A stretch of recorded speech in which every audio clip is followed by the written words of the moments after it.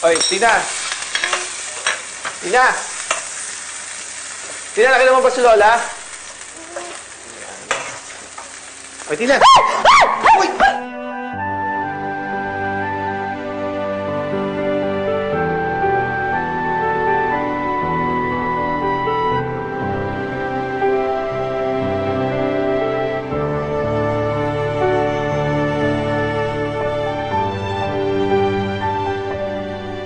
Mas nakikilala ko na ngayon si Ephraim. We're spending more time together.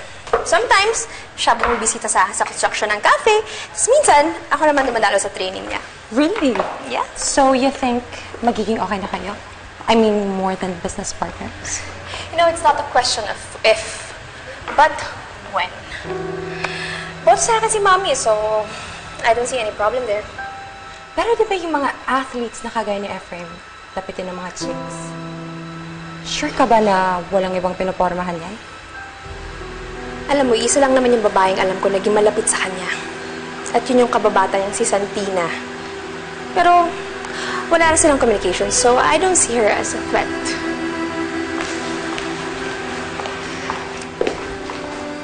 Ayos ka na?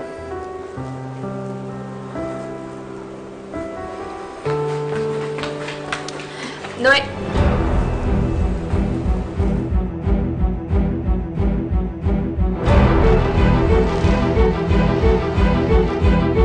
what's going on here? Hi! Eto kasi si Tina eh. Inaano ko si Lola. Ayaw, bingito eh. Buti ko madulas. Ito naman po kasi si Senyorito, bigla-bigla na lang nang gugulat eh. Ah, nagulat ka. Kaya ka bilang napahawak sa kanya. Ma'am, hindi po ako magbubuwis buhay para lang magpapansin. Kaya ko pong protektahan ang sarili ko. Hindi ko po kailangan ng hero. Let's go. Nasa labas si Lola Yole.